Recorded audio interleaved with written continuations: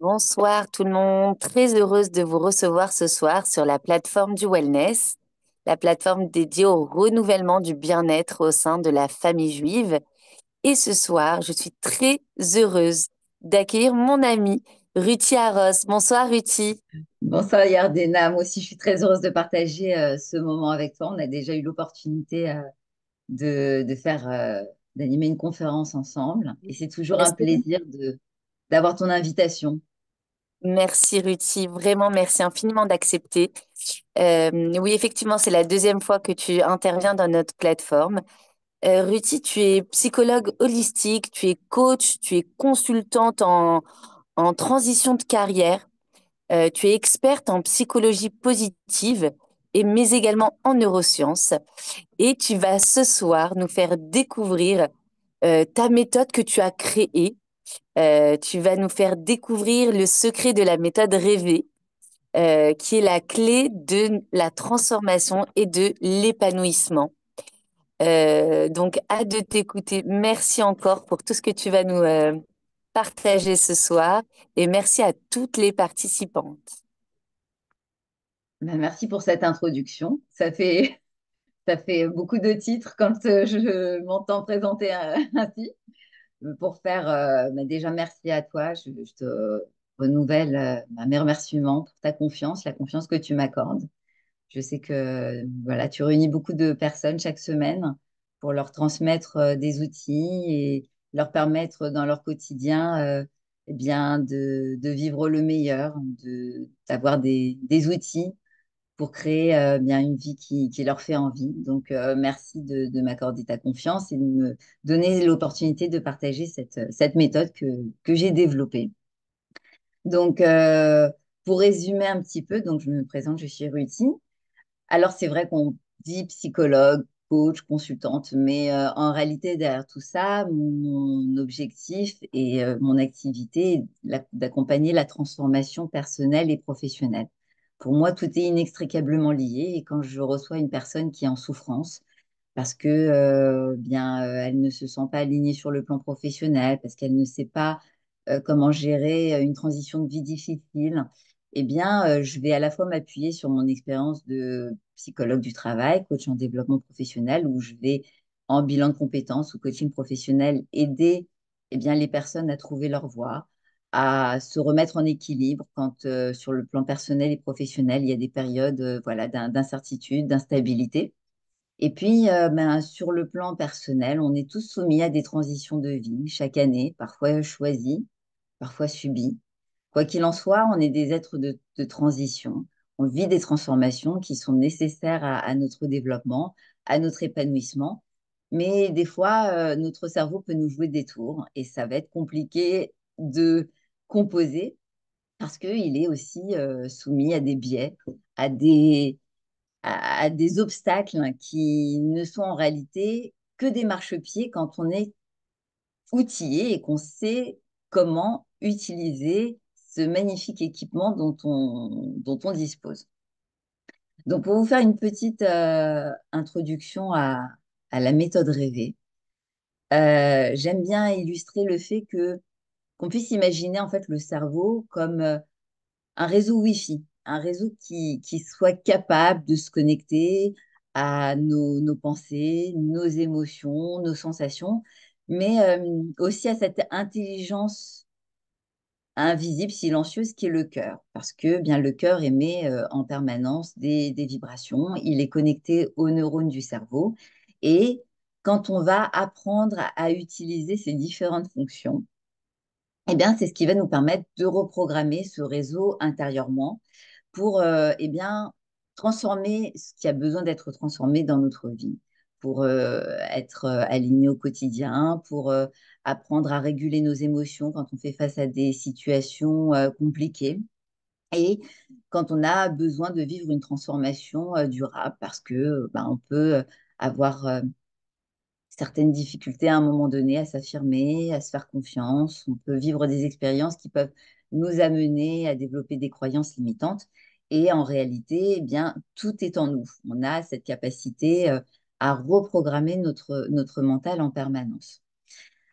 Euh,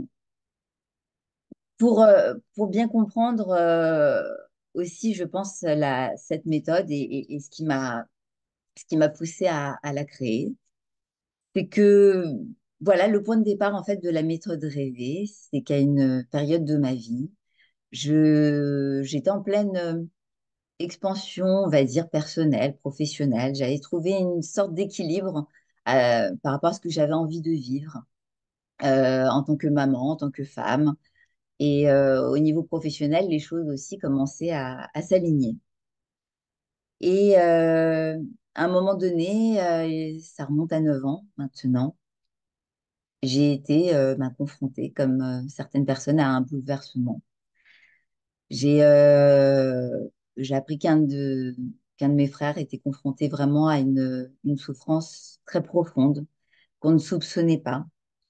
Et à ce moment-là, j'ai mesuré l'impact que pouvait avoir la souffrance émotionnelle sur le fonctionnement du cerveau, sur notre biochimie, sur notre capacité de percevoir la réalité qui pouvait complètement être bouleversée et amener une personne à sombrer complètement dans, on va dire, les ténèbres. C'est-à-dire que cette lumière qui nous habite au quotidien, qui nous permet d'avoir de la clarté, d'y voir clair, euh, de se sentir guidé, eh bien, à certains moments, quand on fait face à une souffrance émotionnelle telle que la dépression, ça va impacter notre cerveau, le fonctionnement du cerveau, mais pas que, aussi notre biochimie et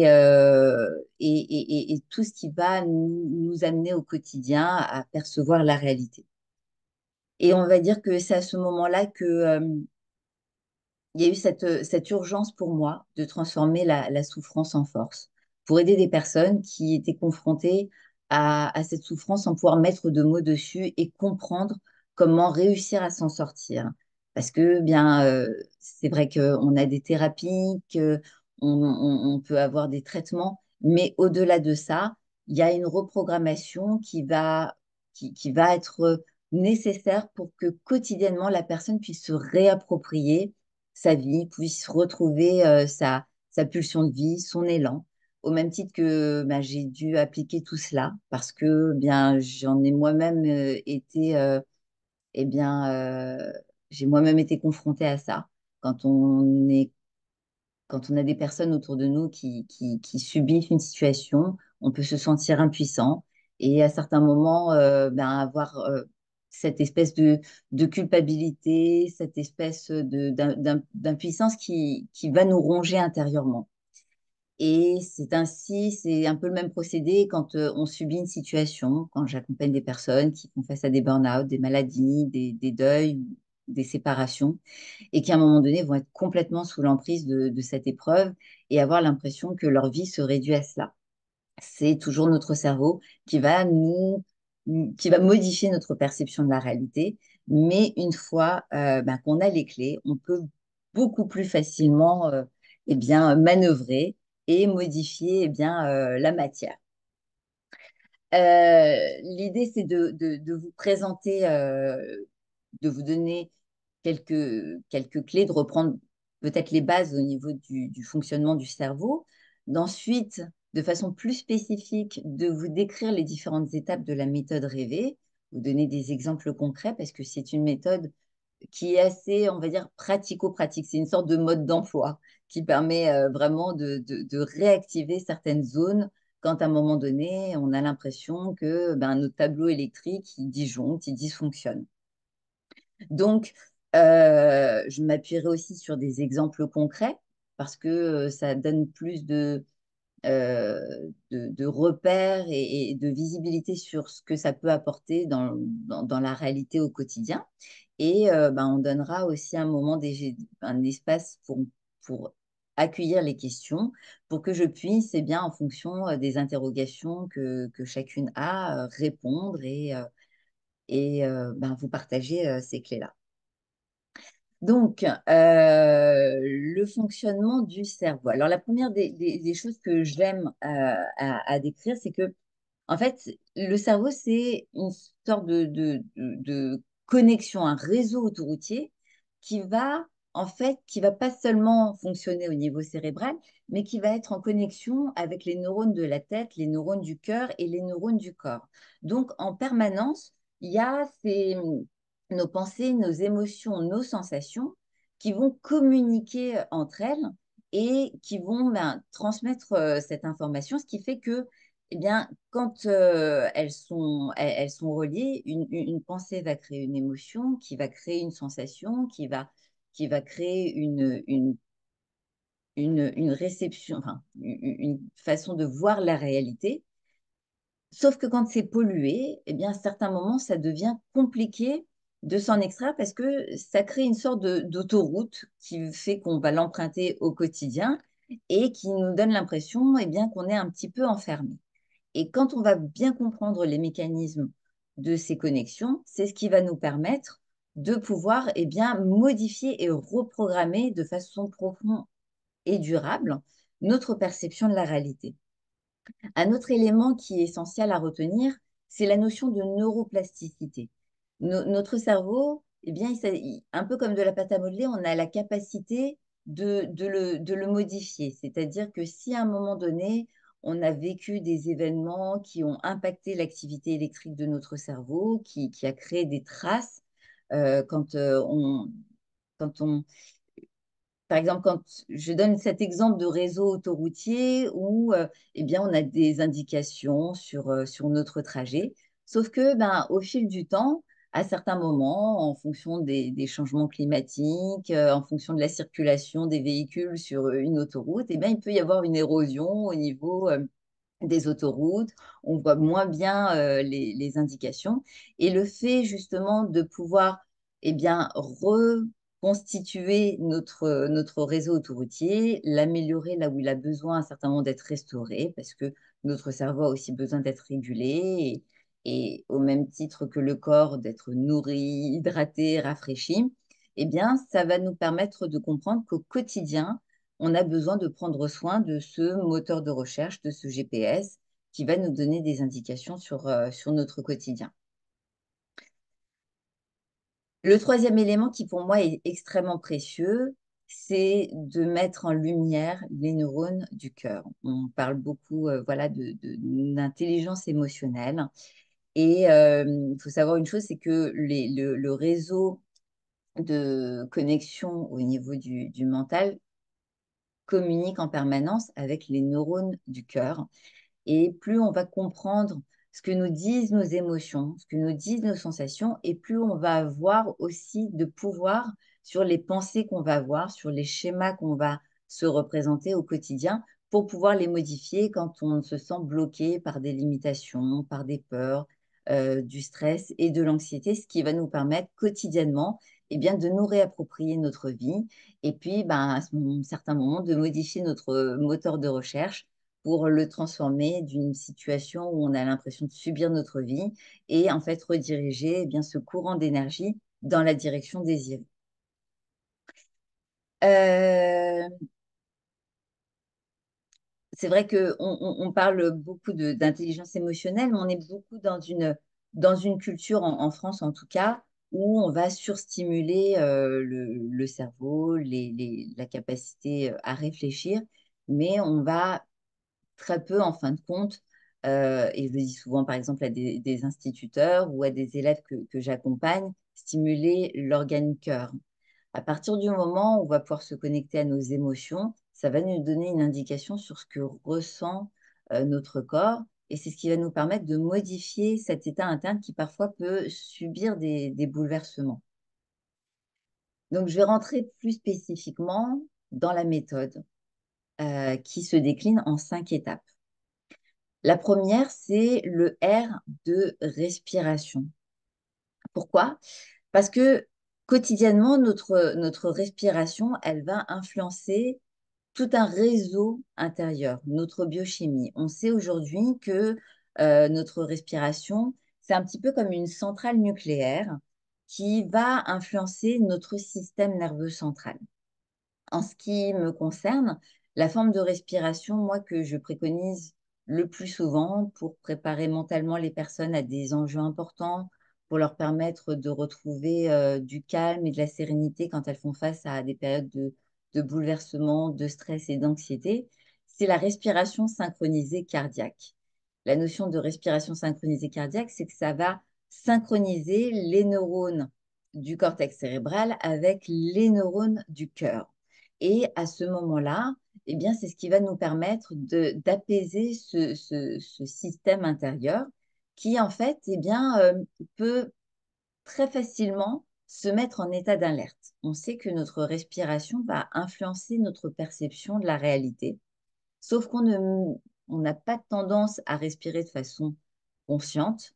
Alors, quand je dis consciente, c'est naturellement, on respire inconsciemment, on ne prend pas forcément conscience de la prochaine bouffée d'oxygène qu'on va avoir. C'est ce qui fait qu'on peut être aussi efficace dans le quotidien. Néanmoins, on sait qu'aujourd'hui, le fait de conscientiser notre respiration va nous permettre à certains moments de réguler notre système nerveux central qui peut parfois être influencé par les événements extérieurs, mais pas que. On sait aujourd'hui que les neurones de la respiration sont directement reliés aux neurones de l'inconscient. Alors l'inconscient, c'est un espace extraordinaire qui regorge de ressources incroyables, mais qui regorge aussi de tout ce qu'on a pu mettre de côté, notamment ce qu'on a pu refouler quand on a fait face à des moments difficiles, quand on fait face à des épreuves. Et le fait de respirer consciemment, c'est ce qui va être un terrain favorable à la transformation personnelle. Je vais vous donner des exemples pratiques. Aujourd'hui, on sait que, par exemple, et je donne souvent cet exemple, les pompiers, les pilotes de chasse de l'armée de l'air, les militaires, les athlètes de haut niveau pratiquent quotidiennement cette forme de respiration. Un pompier ne va pas commencer à s'entraîner avant d'aller éteindre le feu. Des militaires ne vont pas se préparer physiquement, mentalement, avant de partir au combat parce que ils sont soumis à des situations inattendues, imprévisibles, qui doivent être rapidement en réaction face à des situations extrêmement stressantes. Et donc, le fait de bien respirer, d'utiliser la cohérence cardiaque, ça va leur permettre de réduire le stress par la réduction du cortisol qui va naturellement se développer quand on est dans un état de stress et d'anxiété. Ça, on peut l'avoir à n'importe quel moment de façon réduite, mais dans des périodes du quotidien où on est de plus en plus soumis à du stress, à une surstimulation liée à l'information qu'on doit stresser, qu'on doit traiter, lapsus, qu'on doit stresser, mais qu'on doit traiter parfois de façon stressante, eh bien, ça va être autant d'éléments qui vont nous oppresser intérieurement. Le fait de faire des arrêts sur image, de se concentrer sur notre respiration, ça va nous permettre de réguler ce système d'alerte qui parfois, à notre insu, peut inconsciemment laisser entendre à notre système nerveux central qu'on est en état de danger. Sauf que quand on est en permanence dans cet état-là, eh bien, comme le cerveau ne fait pas la différence entre le réel et l'imaginaire, ça va polluer notre quotidien. Quand les personnes que j'accompagne mettent en application la méthode rêvée, elles vont quotidiennement faire des petites pauses. Et très souvent, je leur dis alors, qu'est-ce qui s'est passé au moment où tu as commencé à te réapproprier ta respiration? Eh bien, elles vont me dire, tu vois, Russie, je ne me rendais pas compte, mais à ce moment-là, ben, j'ai ressenti que j'étais un peu oppressée, que j'étais un peu agitée intérieurement. Le fait de faire de la respiration synchronisée cardiaque, eh bien, ça m'a permis de me détendre, de me sentir plus serein, plus apaisé. Je vais vous donner un autre exemple. J'accompagne beaucoup en préparation mentale d'étudiants avant leurs examens, de professionnels avant des entretiens, quand ils doivent reprendre leur travail après un burn-out et qui sont dans un état de stress assez intense. Et quand je leur dis, voilà, on va faire un exercice, pose-toi, respire profondément, prends une inspiration sur 6 et tu vas expirer sur 6. La cohérence cardiaque, c'est la méthode 365, c'est-à-dire qu'on pratique 3 fois par jour cette forme de respiration. 6 pour 6 inspirations et 6 expirations. Et 5, voilà, 5 minutes, c'est suffisamment efficace pour réguler notre système nerveux. Quand elles font cet exercice, elles vont naturellement sentir que l'oppression qu'elles pouvaient ressentir au niveau mental va commencer à se réduire. Elles vont retrouver plus de clarté. Ça va même impacter leur perception du temps. Quand les étudiants sont en période d'examen, ils vont dire, bah, pendant mon examen, j'ai fait quelques minutes de cohérence cardiaque. Et à ce moment-là, au moment où j'étais un petit peu avec cette pression de rendre une feuille blanche, je me suis rendu compte que eh bien, j'étais beaucoup plus calme, moins agitée, moins en train de regarder ce qui se passait à droite à gauche et me comparer aux autres, et que j'arrivais plus facilement à aller retrouver l'information dont j'avais besoin pour eh bien, répondre aux questions qui m'étaient posées. Donc ça, c'est le premier élément lié à la respiration qui est vraiment le système de câblage de notre réseau intérieur et qui va apaiser nos émotions et nos sensations qui peuvent vite se mettre en état d'alerte sans qu'on s'en rende compte. Le E d'émotion. On dit que on perçoit la réalité avec nos émotions. On ne raisonne pas une émotion, on agit à la source. Donc, quand je vais accompagner des personnes qui sont en état de stress, en état de panique, en état d'anxiété généralisée, je vais leur expliquer que leurs émotions vont être des indications qui vont leur donner des informations sur ce qui se joue intérieurement au niveau bien du corps. Comme je disais, notre cerveau, c'est un réseau comme un Wi-Fi qui va influencer notre biochimie. Quand une personne est en état de stress, on va pouvoir mesurer en mettant dans sa langue une petite languette, on va pouvoir mesurer le taux d'hormones de stress et effectivement se rendre compte que quand on a des émotions qui nous polluent, on va très vite interpréter la réalité en fonction de ses émotions. Le fait de se rendre compte qu'il y a une connexion entre le réseau des neurones du cerveau et le réseau des neurones du cœur va nous permettre de réaliser aussi que ça va modifier notre perception de la réalité, que ça peut transformer un état de stress et d'anxiété en état de paix intérieure, de calme et de mieux-être. Donc l'exercice que je vais faire aux personnes quand elles vont se poser pour arriver à l'étape des émotions, c'est de nommer, de conscientiser dans quel état émotionnel elles se trouvent. Et pareil, très souvent, elles vont dire, bah, tu vois, je ne me rendais pas compte, mais au moment où j'ai fait cet exercice, j'étais en train de travailler et ben, je me suis aperçue que j'étais même pas à ce que je faisais et que j'avais ressenti un peu de stress, un peu d'anxiété qui était même pas lié à ce que je vivais là maintenant, ici et maintenant, mais qui pouvait être lié à une situation un petit peu problématique qui me bouleverse en ce moment ou que je pensais à, euh, à une organisation que je dois mettre en place et qui en ce moment me déstabilise un petit peu. Donc le fait de nommer, de conscientiser les émotions qu'on va ressentir à un moment donné, c'est de les mettre en état de conscience parce qu'elles agissent sur nous de façon inconsciente en permanence et de redonner ce pouvoir de transmuter une émotion qu'on pourrait subir à un moment donné en émotion choisie. Une de mes patientes qui devait reprendre son travail après un arrêt suite à un burn-out, appréhendait beaucoup. Euh, D'une part, la rechute, de replonger en reprenant cette activité et se sentir de nouveau submergée, mais pas que. Elle appréhendait aussi ses échanges avec son manager, les questions que pouvaient lui poser ses collègues. Et je lui ai fait nommer toutes les émotions qu'il a traversées à ce moment-là. Et elle m'a dit, voilà, peur, stress, anxiété. Je l'ai aidé à mettre des mots sur ses émotions. D'ailleurs, dans le programme que j'ai créé, il y a toute une liste d'émotions parce qu'on a vraiment un vocabulaire extrêmement riche et le fait de mettre des mots sur nos émotions va permettre de posséder, de déposséder les émotions qui nous polluent de l'impact qu'elles peuvent avoir sur nous et de redonner le pouvoir à ce qu'on a envie de ressentir à la place.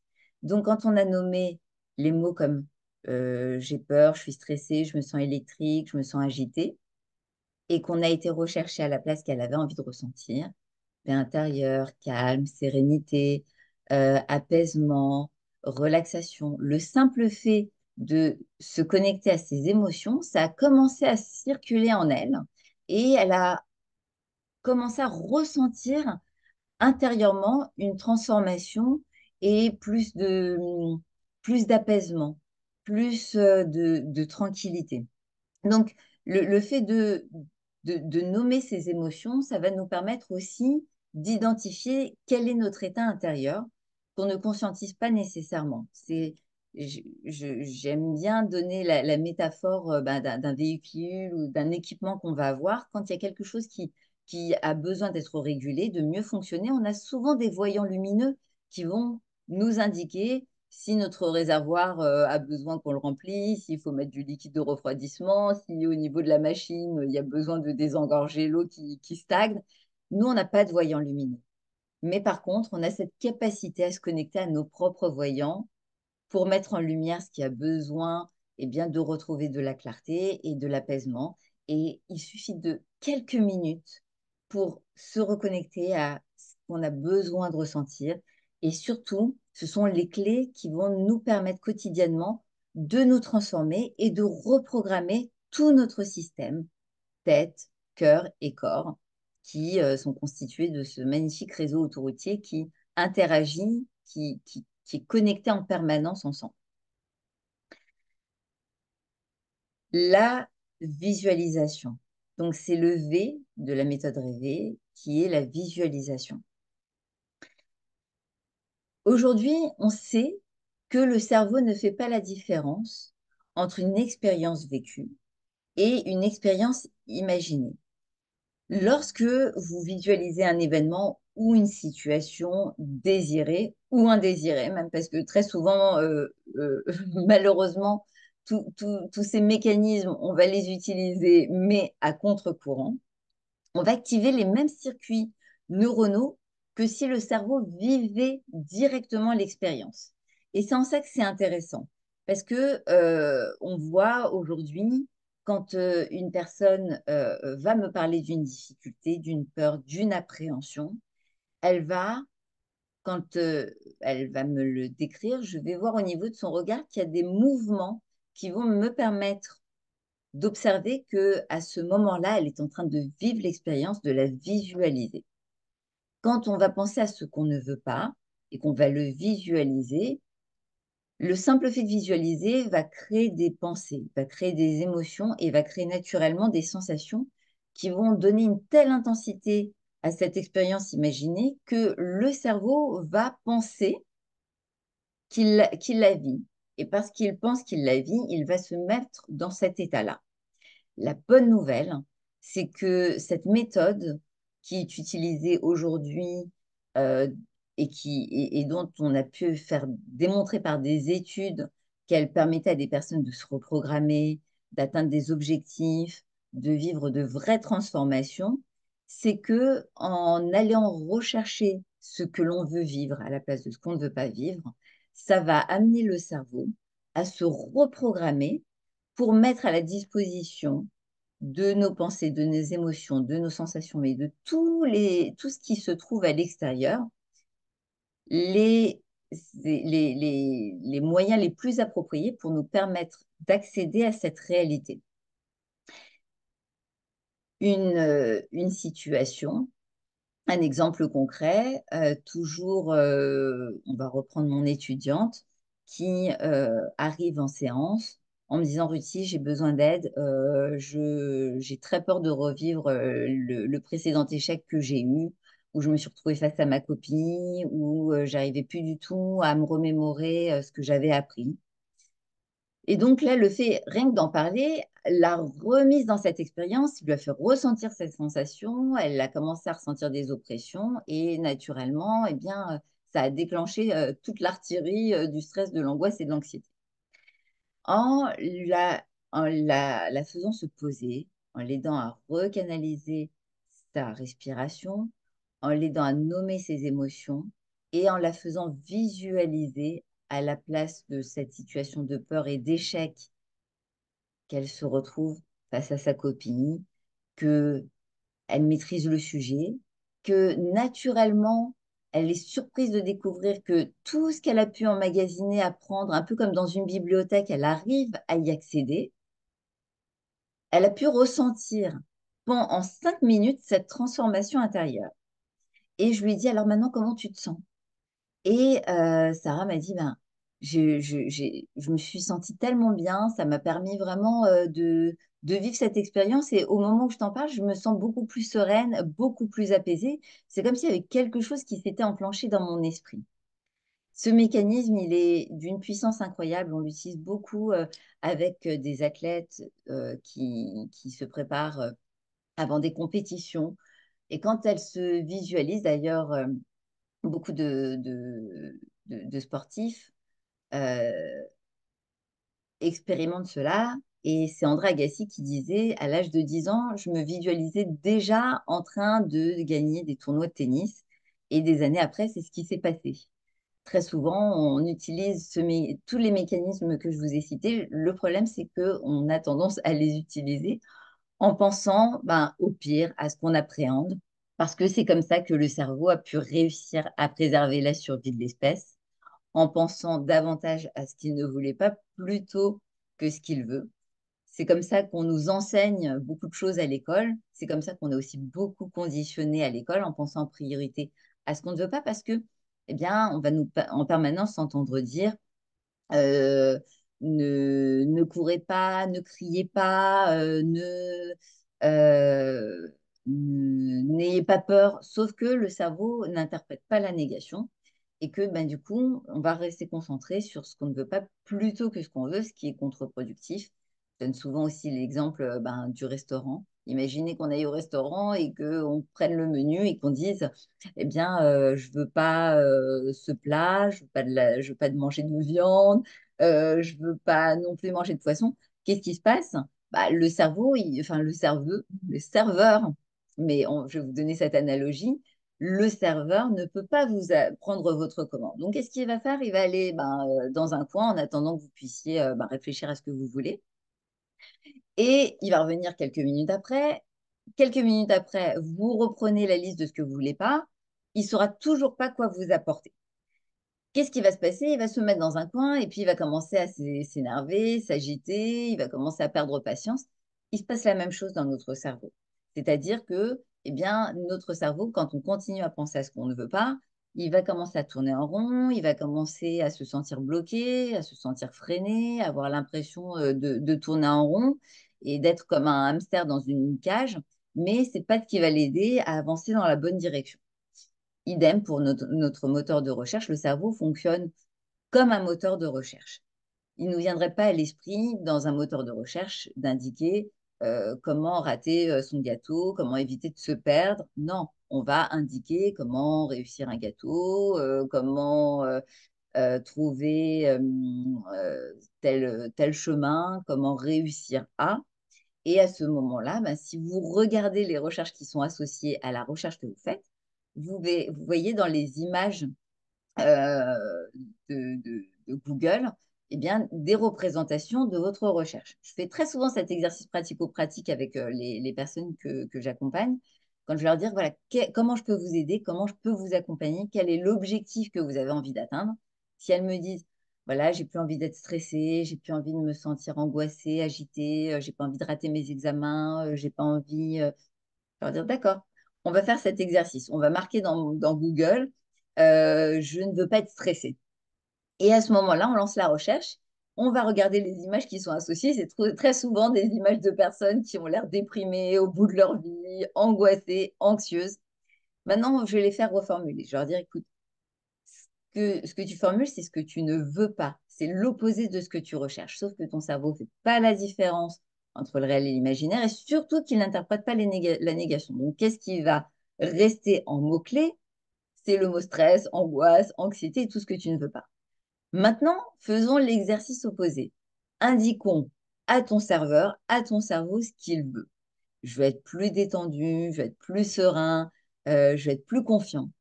On lance la recherche et à ce moment-là, les premières images qui apparaissent dans le moteur de recherche, c'est des images de personnes souriantes, épanouies, qui lèvent les bras au ciel, qui ont l'air apaisées, confiantes, dynamiques.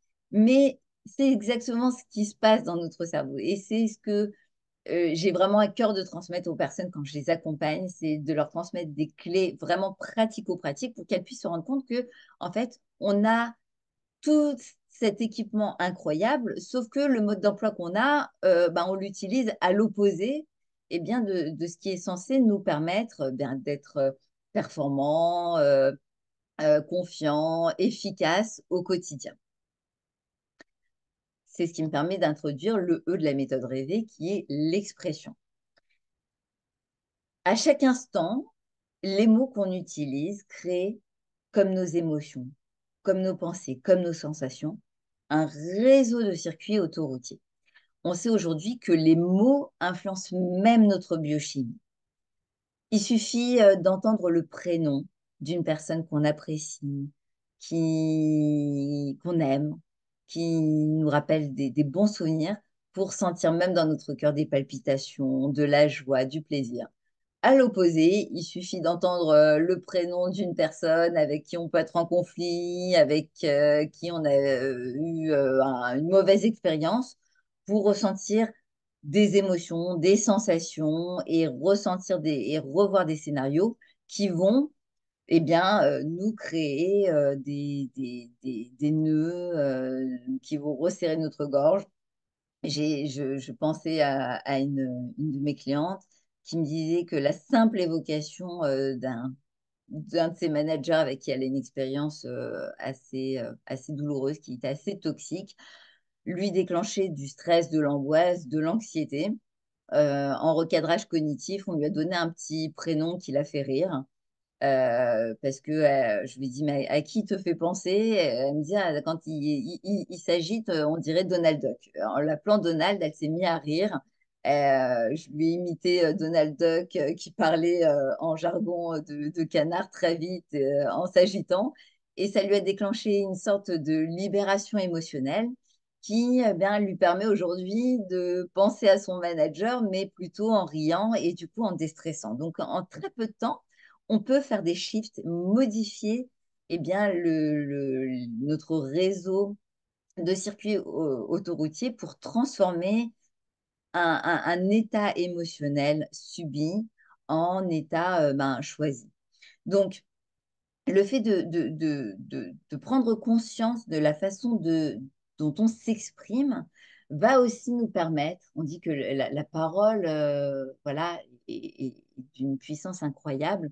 Les mots peuvent construire, ils peuvent soulager, ils peuvent apaiser. Et à l'opposé, ils peuvent aussi blesser, ils peuvent détruire, ils peuvent faire mal. Nous parlons en permanence intérieurement. On peut avoir aussi un monologue intérieur. On va se parler d'une certaine façon qui peut nous tirer vers le haut ou nous tirer vers le bas. C'est un élément clé qui pour moi est essentiel parce que la personne à qui on parle le plus, c'est soi-même. Sauf que des fois, on se dit que si on parlait aux autres comme on se parle à soi, on n'aurait pas beaucoup d'amis. C'est aussi un élément clé que je souligne énormément dans mes accompagnements parce qu'on va des fois se parler d'une façon très critique, avec beaucoup de jugement, beaucoup d'intolérance. Et quand une personne me dit ah, je suis nulle, je suis pas à la hauteur, je suis pas capable de faire ça, je veux dire, est-ce que tu dirais à une personne que tu as envie d'encourager, que tu as envie de soutenir, que tu as envie de motiver ce que tu te dis? Cette personne-là qui traverse une épreuve et qui fait de son mieux pour s'en sortir, qui se bat, est-ce que tu lui dirais ce que tu te dis maintenant? Et très souvent, elles me disent, non, pas du tout. Je dirais, mais regarde tout ce que tu fais, tout ce que tu mets en place, la résilience que tu vas y arriver, tu es capable. Et donc, je leur dis ce que tu peux faire pour commencer à te parler avec bienveillance et devenir ton meilleur allié plutôt que ton pire ennemi, c'est de te parler à la deuxième personne comme si tu t'adressais à quelqu'un. Pourquoi? Parce que le cerveau fait pas la différence entre le réel et l'imaginaire. Donc, si je vous donne un cas concret, mettons que, eh bien, un jour, je sois confrontée à une difficulté, à une situation où je me sens bloquée et que je vais ben, faire preuve de dureté vis-à-vis de moi-même. Je vais prendre quelques minutes, je vais dire, écoute, Ruthie, regarde. Oui, c'est compliqué en ce moment, mais regarde tout ce que tu as mis en place. Regarde comment tu fais en sorte de trouver des solutions. Regarde ce que tu as traversé et comment tu, tu, tu te débrouilles, comment tu fais en sorte d'être en solution. Et à ce moment-là, c'est comme si je recevais un message extérieur. C'est ce qui nous permet, quand on dit prendre du recul, prendre la hauteur, eh bien, c'est la façon dont le cerveau va réellement pouvoir en fait prendre du recul et de la distance. Parce qu'à ce moment-là, il ne se rend pas compte que c'est moi qui me parle. C'est comme si ça venait de l'extérieur. Et donc, du coup, ben, ça va me permettre plus d'apaisement.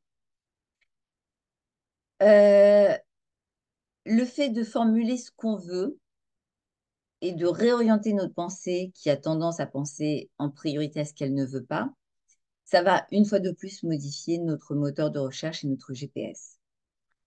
On, on ne mesure pas à quel point c'est plus facile de penser à ce qu'on ne veut pas que ce qu'on veut. Et pour être tout à fait honnête avec vous, ça représente 70% des transformations que j'accompagne, des reprogrammations de personnes que je vais suivre quand elles veulent partir d'une situation subie à un objectif à atteindre. Le fait de transmuter ce qu'on ne veut pas pour aller vers ce qu'on veut va amener le cerveau naturellement à gagner plus de clarté, plus de visibilité et comme un moteur de recherche à nous amener sur un plateau des solutions et des possibles imprévisibles qu'on n'imagine même pas. Je fais très souvent cet exercice pour montrer l'impact des mots sur notre cerveau et notre état interne euh, que j'applique avec des médecins. Je travaille beaucoup en milieu médical, en médecine intégrative, avec des médecins qui ont à cœur d'accompagner aussi humainement et émotionnellement leurs patients quand ils font face à des diagnostics qui va impacter leur vie. Et je vais de façon pratique dire, voilà, mettons que tu reçoives le diagnostic d'une personne, c'est plutôt, les résultats sont plutôt bons.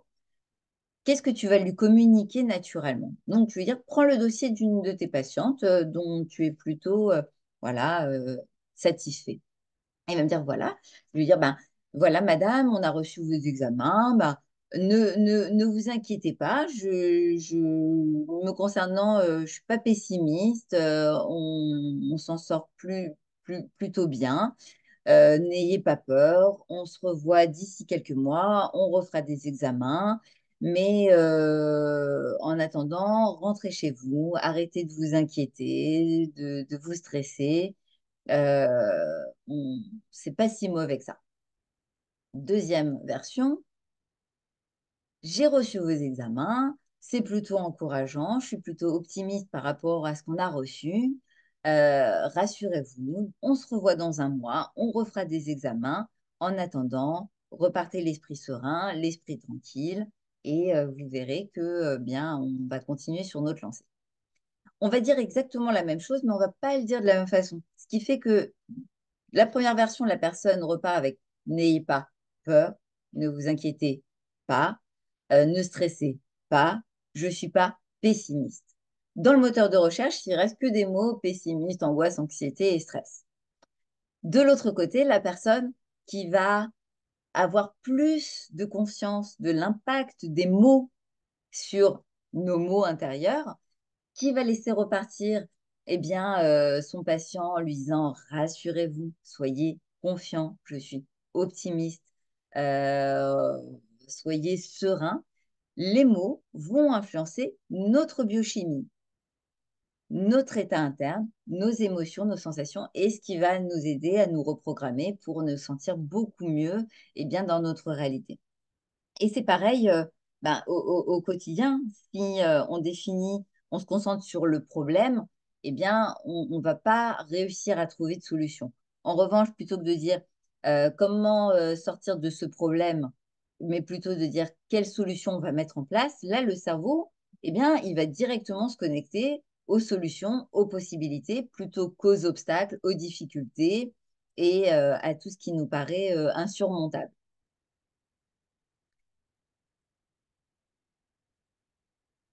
Le R de rire. Le rire, pourquoi? Parce que on le sait aujourd'hui, le rire, d'une façon neuroscientifique, a des vertus incroyables. Il va pouvoir réguler notre système nerveux central, réduire le stress par la libération d'hormones du plaisir. Et c'est ce qui va renforcer les circuits du plaisir. Un autre élément qu'on a pu démontrer, c'est que le fait de rire, ça va, comme un massage, amener un état d'apaisement sur les organes en état de stress chronique, vont se resserrer. On le dit très souvent, j'ai la gorge nouée, j'ai une oppression au niveau thoracique, j'ai l'estomac retourné. Eh bien, mentalement, moi, quand je vais accompagner une personne à y voir plus clair, à retrouver émotionnellement plus de sérénité, j'ai pu observer que comme on rit énormément dans mes accompagnements, elles vont dire naturellement, c'est fou, en 2 secondes, je suis passée d'un état de stress à un état de mieux-être. Euh, le fait de rire, c'est comme si, et on le voit, hein, on se sent beaucoup mieux, beaucoup plus détendu. Moi, j'ai pas cette capacité à masser un petit cœur qui a été brisé, à masser des intestins qui ont été retournés. Mais le fait de rire, ça va induire un message dans nos organes qui vont booster la pulsion de vie, va leur redonner énergétiquement de la force et de la puissance pour surmonter une difficulté. Donc, c'est vraiment une sorte, le fait de rire, ça va créer une sorte de reset énergétique. Et on a pu le voir quand les personnes, elles ont une tendance à la rumination, à avoir des pensées intrusives, obsessionnelles. En quelques instants, le fait de rire, ça va faire une sorte de libération énergétique qui va modifier la qualité de leurs pensées et leur permettre de retrouver un équilibre et de passer d'un état d'anxiété à une libération émotionnelle qui va les soulager et les aider à retrouver plus d'apaisement. Je vais quand même regarder le temps puisque j'ai pas demandé à Yardena d'être gardien du temps, mais il est pratiquement moins quart. Euh, la méthode rêvée, en fait, il existe plein de méthodes au quotidien qu'on peut utiliser pour améliorer notre bien-être, pour retrouver un équilibre, pour se préparer mentalement, émotionnellement, parce que euh, on nous enseigne l'hygiène du corps, on nous enseigne à quel point il est nécessaire de s'hydrater quotidiennement, de manger, de boire, de choisir voilà, une tenue adaptée quand on doit sortir pour affronter les conditions climatiques. Mais quotidiennement, notre cerveau a aussi besoin d'être orienté, d'être guidé dans la bonne direction. Parce que si on ne le fait pas, il a besoin d'informations, il a horreur du vide. Et si on ne prend pas le temps de diriger nos pensées, nos émotions, nos sensations dans la direction désirée, ce qu'il va faire, notre cerveau, c'est qu'il va être influencé par les informations du monde extérieur. C'est ce qui arrive et qui fait qu'à un moment donné, on a l'impression d'avancer en mode pilote automatique de se dire, tiens, je me rends compte qu'aujourd'hui, ce que je fais, mon travail, j'ai été influencée par les opportunités qui m'étaient présentées, mais aujourd'hui, j'ai l'impression de plus être acteur de ma vie, que ce que je fais, ça ne m'anime plus comme avant. Et naturellement, de se rendre compte que finalement, on a saisi les opportunités qui y étaient présentées, mais on n'a pas vraiment pris le temps de choisir. Donc, le fait de se réapproprier quotidiennement tout notre système nerveux central, de reconnecter nos pensées, nos émotions, nos sensations, qui sont les clés de la transformation, qui sont les clés de la reprogrammation, ça va aussi nous permettre quotidiennement de mesurer à quel point on est ou pas aligné, un petit peu comme un variateur d'humeur, comme un variateur émotionnel. Maintenant, ces clés, elles fonctionnent à condition, un, de, de, de- d'être dans cette répétition. C'est un apprentissage. Le bien-être, ça se muscle, ça s'entraîne quotidiennement. C'est une hygiène de vie. Donc, plus on va répéter ces différentes étapes, plus ça va reprogrammer notre cerveau, l'entraîner à bien aller dans la direction désirée, à renforcer les nouvelles connexions neuronales pour créer la vie qui nous fait envie, pour nous permettre de penser différemment quand on a tendance à penser davantage à ce qu'on ne veut pas que ce qu'on veut, pour eh bien aussi nous sentir différents et agir en conséquence de ce qu'on a, des transformations qu'on a envie de vivre dans notre vie. Et l'énergie, parce que en réalité, tout est énergie. Nos pensées, nos émotions, nos sensations sont de l'énergie. Quand on va se modifier intérieurement, on va ressentir une énergie intérieure qui va aussi pouvoir s'observer dans le monde extérieur. Donc, le fait de concentrer notre attention sur ce qu'on veut, on va plus facilement l'attirer. Le fait de poser des intentions, on connaît le pouvoir de la pensée, des émotions, des sensations. On dit en anglais, where attention goes, energy flows. Quand on va penser à ce qu'on veut, quand on va se concentrer sur ce qu'on veut ressentir, quand on va prendre le niveau de notre énergie, on va pouvoir faire des shifts, on va pouvoir rapidement reprendre les commandes de notre vie, un peu comme quand on conduit, et bien manœuvrer pour pouvoir choisir la bonne destination et prendre les meilleures décisions. Donc voilà ce que j'avais envie de partager au travers de cette méthode. On peut voir derrière mon chien qui se balade.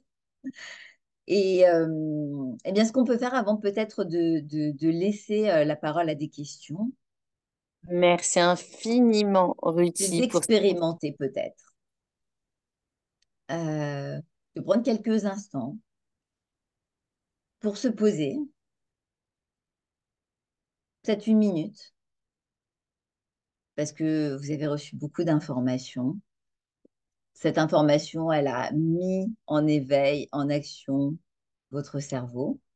Et des fois, ben, on ne se rend pas compte, mais tout ce flot d'informations, il impacte notre système nerveux. Donc, si vous voulez prendre quelques secondes pour mesurer votre état de respiration, comment vous vous sentez, peut-être prendre une profonde inspiration, comme je le fais avec vous, parce que moi aussi, j'étais dans ce flot d'informations. Et c'est aussi ce moment qui me permet de recanaliser, de faire redescendre aussi l'énergie qui a été dans cet état de plaisir, mais d'excitation, peut-être un peu d'euphorie, pour signaler à tout mon système, voilà, qu'il va bien, qu'il a passé un bon moment, qu'il est dans la gratitude d'avoir pu avoir le privilège, l'opportunité de transmettre des outils qui, je l'espère, permettront à toutes ces personnes d'en profiter pleinement dans leur quotidien.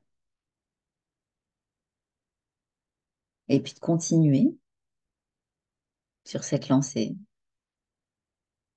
de prendre quelques instants pour se diriger vers nos émotions, d'en nommer quelques-unes.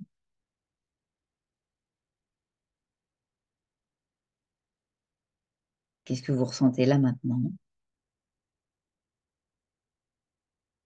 En ce qui me concerne, je sens que émotionnellement, voilà, j'ai au niveau du cœur de belles sensations, du plaisir.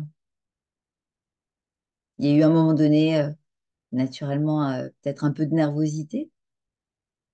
Des fois, on a à cœur de faire bien les choses. On peut se dire, est-ce que je vais être à la hauteur? Est-ce que je vais communiquer de l'information, mais de façon à ce que chacun puisse le recevoir de façon pas trop dense et de façon adaptée.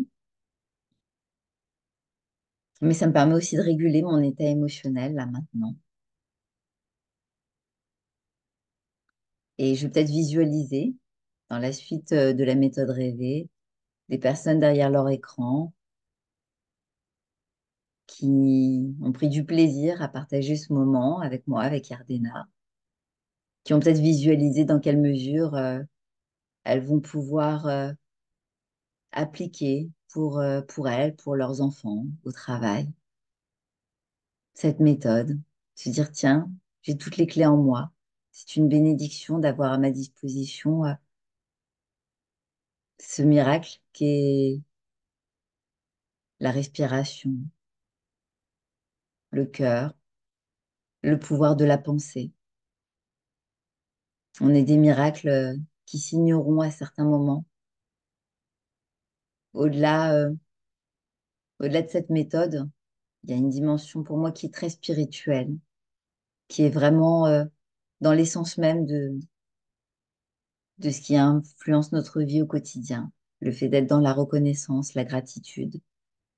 Quand on incarne vraiment la méthode rêvée, eh bien, ce qu'on vit au quotidien prend une toute autre dimension. On a tendance à relativiser, se rappeler que tout est possible et réalisable, qu'il y a parfois quelque chose de plus grand que nous,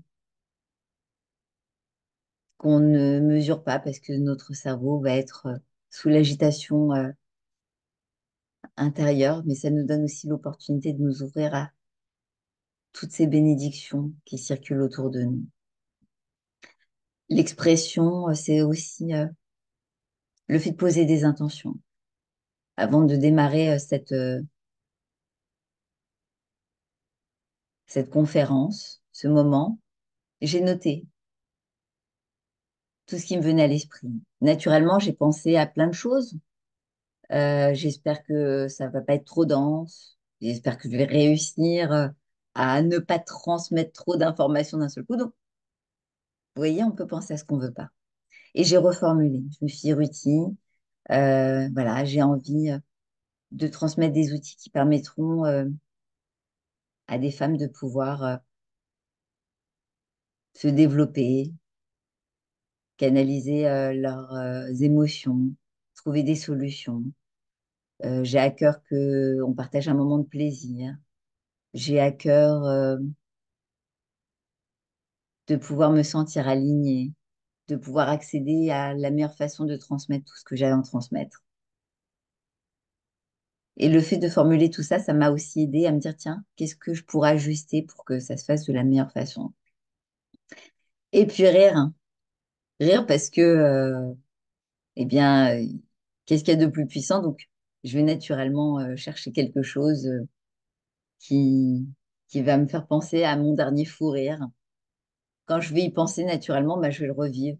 Peut-être que vous pouvez faire aussi cet exercice, d'aller rechercher là le dernier fou rire que vous avez pu avoir. Et moi, rien que le fait d'y penser, je sens qu'au niveau du cœur, il y a quelque chose, une forme de chaleur, une sorte de palpitation qui me rappelle que, voilà, mon cœur est précieux et que grâce à lui, je peux lui redonner ce pouvoir de me rappeler qu'à chaque instant, j'ai ce privilège qu'il batte pour moi et donc de lui redonner ce pouvoir de fonctionner au mieux et dans les meilleures conditions. Donc voilà, je voulais vous remercier pour ce temps que vous m'avez accordé. Et merci Ardena. Je C'était te redonne le micro. Merci, Ruthi. C'était vraiment un énorme plaisir de bonheur de t'écouter. Et là, les dernières minutes à la fin, c'était un apaisement. Euh, Pas de mots pour te remercier pour ces clés, mais pas seulement. C'est toute une aura qui est sortie de toi, qui est très touchant, très concret, magnifique. J'ai pas de mots Merci pour te remercier. beaucoup. C'est un Ça me beau touche cadeau. beaucoup. C'est un très beau cadeau que tu offres à la plateforme parce que c'est pas seulement les participantes qui vont en profiter, mais toutes les personnes qui vont revoir ce replay que j'invite vraiment à partager. Et merci de nous offrir l'occasion donc de poser des questions. Avec Alors, grand plaisir. je désactive rapidement, demander à tout le monde la réactivation. Désactiver donc tous les sons. Ah non, pardon, excuse-moi. Euh, excuse-moi, Ruthi, je t'ai enlevé ton micro. Est-ce que tu peux le remettre? Voilà, c'est bon. Alors, voilà, si vous voulez poser quelques minutes les questions, on a Ruthi en direct, qu'on remercie et qu'on félicite. Alors, allez-y. Si vous avez des petites questions, à moins que c'était vraiment juste parfait. Vas-y, vas-y, Elisheva. Moi, c'est pas vraiment une question. Je voulais surtout la remercier Ouais. pour cette conférence incroyable parce que je suis hypersensible et je vis un peu mes émotions avec une intensité assez décuplée tous les jours et le monde autour de moi est un peu un stimuli sans fin et là m'a donné un peu toutes les clés pour apprendre à vivre en fait en harmonie avec mon hypersensibilité que je vois comme une force et non pas comme une faiblesse. Et je voulais la remercier parce que au début de cette conférence, j'étais assez angoissée, j'étais pas vraiment dans mon état normal. Et là, je me sens bien apaisée depuis tout à l'heure. J'ai un grand sourire aux lèvres. Donc, Toda Rava, merci beaucoup pour cette conférence incroyable. Ouais. Avec grand plaisir, je comprends tout à fait parce que euh, je, je suis un petit peu voilà, moi aussi dans cette dynamique de la team hypersensible. Et, petite, je subissais beaucoup ces émotions, ça a impacté énormément ma scolarité, mes résultats, mes rapports aux autres. Et c'est vrai que aujourd'hui, on a cette possibilité de comprendre qu'effectivement, les émotions, si on peut les subir, on peut aussi aujourd'hui les choisir et de comprendre qu'on peut avoir un variateur d'émotions et plus facilement, eh bien, être en capacité aussi de la recycler, cette énergie, parce que ben, on vit les choses multipliées, c'est une force, mais qui peut pomper aussi beaucoup d'énergie. C'est vrai. Donc, voilà, c'est aussi dans ce sens que la méthode rêvée va aider énormément les personnes voilà, qui ont une hypersensibilité ou les personnes neuroatypiques ou les personnes qui ont vécu des bouleversements émotionnels. J'en ai pas parlé pendant la conférence, mais il y a tout un programme en ligne pour les personnes qui ont envie de reprendre de façon plus approfondie la méthode étape après étape. Je te donnerai le code pour que les personnes qui ont envie voilà, d'avoir ces outils à portée de main avec des exercices pratico-pratiques puissent en bénéficier avec une réduction que j'offrirai pour les personnes qui le désireront. Merci Les beaucoup. celles qui ont besoin, je transmets le code et le lien. Il n'y a pas de souci. En tout cas, merci encore. Y a-t-il une dernière question? Alors, vous avez les micros ouverts, vous pouvez prendre la parole. Bon, on m'a toujours dit, il n'y a pas de mauvaise question, il n'y a que des réponses perdues. Donc, autorisez-vous. Ok. Mais en tout cas, il n'y a pas de souci. En tout cas, si vous avez une question particulière, vous pouvez me l'envoyer. Je l'enverrai par Oui, mail aussi. ou même par, voilà, on peut me retrouver aussi sur les réseaux sociaux, Ruthie Arros. Je communique beaucoup et je me ferai un plaisir si, si la question, elle arrive souvent bah, après l'intervention, après que votre cerveau ait ingéré toute cette information, je répondrai avec grand plaisir à vos questions. Super. En tout cas, voilà. Bah, écoutez, merci à toutes les participantes. Merci mille fois, Ruthie, pour ce cadeau d'énergie positive, d'influence positive, de plaisir, de bonheur et surtout de clés pour pouvoir permuter de l'obscurité à la lumière. Donc, bonne soirée à chacune, une belle Belle semaine, semaine. de bonnes nouvelles pour tout le Ham Israël. Bonne soirée à chacune. Au revoir. Bonne soirée. À très bientôt. Merci beaucoup, Yardena.